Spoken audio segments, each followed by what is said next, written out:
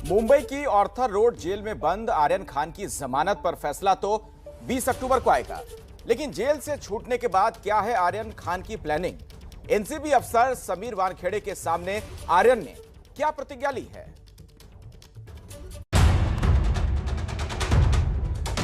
शाहरुख खान का बेटा आर्यन खान ड्रग्स लेने के आरोप में इस समय मुंबई की आर्थर रोड जेल में बंद है। खबरों के मुताबिक आर्यन खान जब एनसीबी यानी नारकोटिक्स कंट्रोल ब्यूरो की हिरासत में था तो एनसीबी में उसकी काउंसलिंग भी की गई थी। एनसीबी के जोनल डायरेक्टर समीर वानखेड़े ने अपनी टीम के साथ हाल ही में आर्यन खान की काउंसलिंग की थी। एक रिपोर्ट के मुताबिक इस दौरान आर्यन ने समीर वानखेड़े से कहा, जेल से बाहर निकलने के बाद मैं गरीबों और कमजोरों की मदद करूंगा। मेरा वादा है कि अब कभी ऐसा कुछ गलत नहीं करूंगा जिससे मेरा नाम खराब हो। इसके बाद काउंसलिंग के अंत में आर्यन खान ने समीर वानखेड़े से कहा, मैं एक दिन ऐसा कुछ जरूर करूंगा जिससे आपको मुझ पर गर्व होगा। खबर यह भी आई थी कि आर्यन ने करीब 10 मिनट तक अपने माता पिता शाहरुख और गौरी खान से बात की। पिछले साल कोरोना काल के दौरान ही जेल में वीडियो कॉल की व्यवस्था शुरू की गई जिससे कैदी अपने घर वालों से बात कर सके। रिपोर्ट्स के मुताबिक आर्थर रोड जेल में बंद आर्यन खान अपने मम्मी पापा से वीडियो कॉल पर बात करते हुए भावुक हो गए और फूट फूट कर रोने लगे। ड्रग्स कांड में पकड़े गए शाहरुख खान के बेटे आर्यन की जिंदगी एक ऐसे मोड़ पर खड़ी है जहां बेचैनी के साथ ही बेशुमार खौफ भी है। खूंखार बदमाशों के बीच आर्थर रोड जेल में रह रहा आर्यन जल्द से जल्द जेल से रिहा होना चाहता है। क्या 20 अक्टूबर को उसे जमानत मिल पाएगी?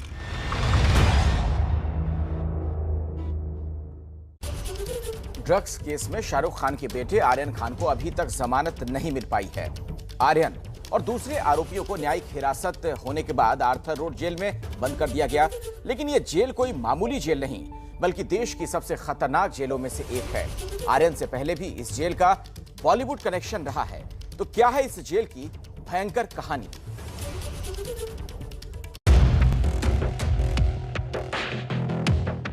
मुंबई की जिस आर्थर रोड जेल में आर्यन खान और ड्रग्स केस के दूसरे आरोपियों को रखा गया है वो देश की सबसे खतरनाक जेलों में से एक मानी जाती है, जिसमें और भी कई हाई प्रोफाइल कैदी बंद हैं। इस जेल का इतिहास काफी खतरनाक रहा है।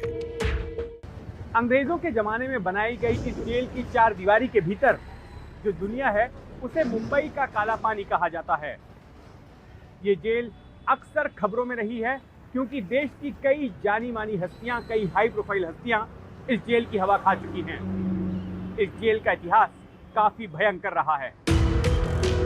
ये जेल साल 1926 में अंग्रेजों ने बनाई थी। इसका सरकारी नाम सेंट्रल जेल है, लेकिन आर्थर रोड पर होने की वजह से ये आर्थर रोड जेल के नाम से मशहूर हो गई। मध्य मुंबई की 2 एकड़ जमीन में फैली आर्थर रोड जेल शहर की सबसे बड़ी और पुरानी जेल है। अंग्रेजों के दौर में इस जेल में आम आदमियों के साथ साथ गोरों के दमनकारी शासन के खिलाफ आंदोलन करने वाले आंदोलनकारियों को भी रखा जाता था।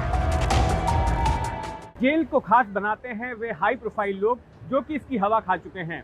आर्थर रोड जेल में कई फिल्म स्टार, राजनेता, उद्योगपति, आतंकवादी और आईपीएस अधिकारी रह चुके हैं और इन्हीं लोगों की वजह से ये जेल अक्सर खबरों में रही है, अक्सर चर्चा में रही है।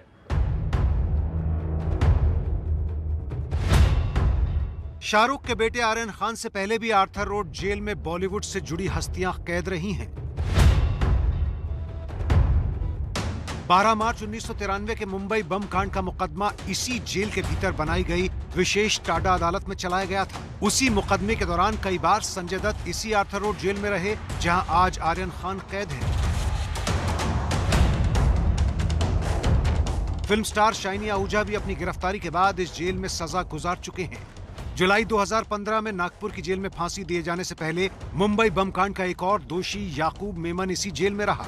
26 जुलाई 2008 के मुंबई आतंकी हमले में जिंदा पकड़े गए एकमात्र आतंकी अजमल कसाब को भी इसी जेल में रखा गया था। जेल की ही अदालत में उस पर मुकदमा चला और फांसी की सजा सुनाई गई। हालांकि फांसी देने के लिए कसाब को पुणे की अरवदा जेल ले जाया गया क्योंकि आर्थर रोड जेल में फांसी दिए जाने का इंतजाम नहीं है। अंडरवर्ल्ड डॉन अबू सलेम को भी सबसे पहले इसी जेल के अंडा सेल में रखा गया था। अंडा सेल आर्थर रोड जेल की हाई सिक्योरिटी सेल है। दाऊद इब्राहिम के भाई इकबाल कास्कर को भी इसी जेल के अंडा सेल में रखा गया था। मुंबई का खूंखार डॉन अरुण गौली भी कई बार इसी जेल की हवा खा चुका है।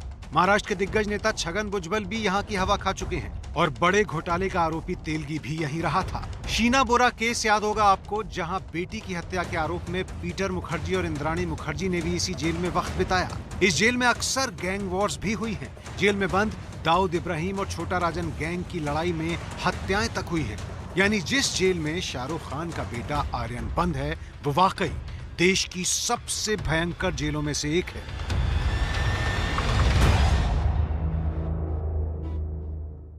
ऐसे आरोप लग चुके हैं कि जेल के भीतर पुराने दबंग कैदी नए आने वाले अमीर घराने के कैदियों को प्रताड़ित कर उनसे वसूली करते हैं। उनके घर वालों तक संदेश भिजवाकर लाखों रुपए मंगवाए जाते थे। हाल ही में एनडीपीएस मामले में गिरफ्तार एक आरोपी के वकील ने अदालत से इसी तरह की शिकायत की है। भले ही इस जेल को अंतर्राष्ट्रीय ख्याति मिल गई हो, लेकिन इस जेल के तौर तरीके अब भी बाबा आदम के जमाने के ही हैं। समझ लीजिए कि अगर किसी आरोपी को अदालत से जमानत मिलती है तो उसकी सूचना जेल में किसी ईमेल या फैक्स के जरिए नहीं आती है, बल्कि जमानत के कागजात को जेल के दरवाजे के बाहर लगे इस बेल बॉक्स में डालना होता है। दिन में 3 बार ये बेल बॉक्स खुलता है और कागज अंदर जाते हैं और उसके बाद उस कैदी की रिहाई होती है। आर्यन खान को भी इस जेल से तभी रिहा किया जाएगा जब उनकी जमानत के कागजात इस बेल बॉक्स में आएंगे। क्रूज ड्रग्स केस में आर्यन की गिरफ्तारी के बाद से ही एनसीपी नेता और महाराष्ट्र सरकार में मंत्री नवाब मलिक लगातार एनसीबी के खिलाफ मोर्चा खोले हुए हैं। एनसीबी अफसर समीर वानखेड़े पर निशाना साधते हुए इस बार नवाब मलिक ने यह आरोप लगाया कि एनसीबी के गवाह फिक्स्ड हैं और सवाल खड़ा कर दिया एक रिटायर्ड फौजी और लेडी डॉन पर। क्या है यह मामला, देखिए। एनसीबी फर्जीवाड़ा करती है। इस मामले में पूरा फर्जीवाड़ा एक्सपोज हो गया है। क्रूज ड्रग्स केस में आर्यन खान और दूसरे आरोपी जेल में बंद हैं, लेकिन इस मामले पर सियासत खुलकर हो रही है। मामला एनसीपी वर्सेस एनसीबी हो चला है। कल एनसीबी के जोनल डायरेक्टर समीर वानखेड़े को घेरते हुए एनसीपी नेता नवाब मलिक ने आरोप लगाया कि एनसीबी के गवाह फिक्स्ड हैं और इन्हीं फिक्स गवाहों के जरिए एनसीबी फर्जी केस बनाती है। नवाब मलिक ने ट्वीट कर फ्लेचर पटेल नाम के एक व्यक्ति के बारे में जानकारी दी, जो कथित तौर पर सचिन वानखेड़े का करीबी है और इस मामले में गवाह है। फ्लेचर पटेल कौन है, उसका एनसीबी और उसके एक अधिकारी से क्या संबंध है? इसके बाद फ्लेचर पटेल की 2 तस्वीरें साझा करते हुए नवाब मलिक ने ट्वीट किया कि ये है फ्लेचर पटेल। तस्वीर में फ्लेचर एक कार्यक्रम में समीर वानखेड़े का स्वागत करते दिख रहा है। इसके बाद नवाब मलिक ने एक और तस्वीर पोस्ट की जिसमें फ्लेचर पटेल एक महिला के साथ दिख रहा है। इस तस्वीर में फ्लेचर ने लिखा है with my lady don. Nawab Malik ने सवाल पूछा कि ये लेडी डॉन कौन है। आपको बता दें कि फ्लेचर पटेल 84 आर्म्ड रेजिमेंट के पूर्व नॉन कमीशन्ड अधिकारी हैं। आजकल वो सैनिक फेडरेशन नाम की एक संस्था चलाते हैं। एबीपी न्यूज ने फ्लेचर पटेल को ढूंढ निकाला। फ्लेचर ने नवाब मलिक के लगाए आरोपों को बेबुनियाद बताया और पूछा कि ड्रग्स मामले में कार्रवाई हो रही है तो नवाब मलिक को आपत्ति क्यों है। नवाब मलिक जी को क्या मिर्ची लग रही है, ये तो प्रवीण दरेकर और फडणवीस साहब ने ऑलरेडी बता चुके कि उनका क्या ड्रग्स के साथ प्रॉब्लम है। समीर वानखेड़े जी की बहन है, बड़ी बहन जैसी मानता हूँ। वो अच्छा काम कर रही है समाज के लिए, फैमिली फ्रेंड है।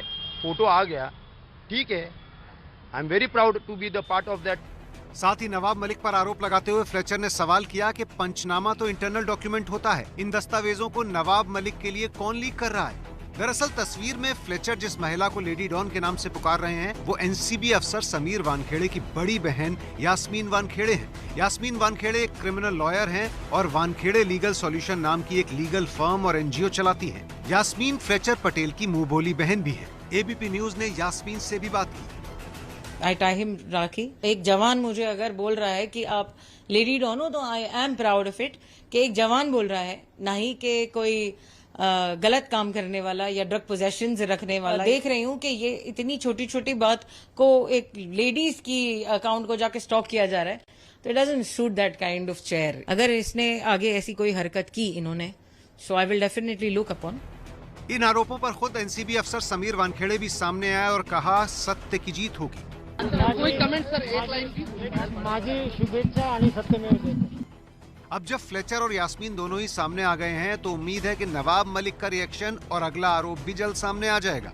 लेकिन राजनीति जारी है। बीजेपी नेता राम कदम ने भी नवाब मलिक और सीएम उद्धव ठाकरे पर निशाना साधते हुए कहा कि महाराष्ट्र सरकार ड्रग पेडलर्स को बचा रही है। सभी लोग आखिर एनसीबी के पीछे क्यों पड़े हुए हैं? एनसीबी के अफसरों ने ऐसा कौन सा अपराध किया कि महाराष्ट्र की पूरी सरकार उन पर टूट पड़ रही है।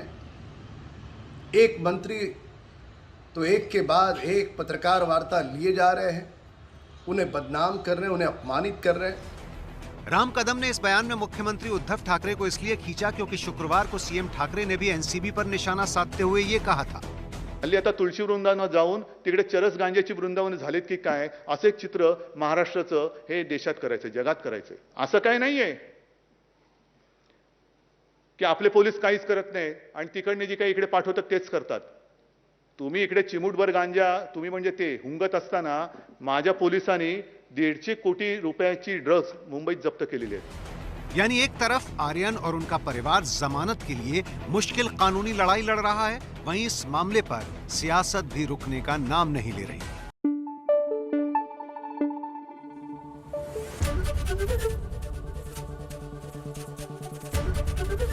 एबीपी न्यूज आपको रखे आगे।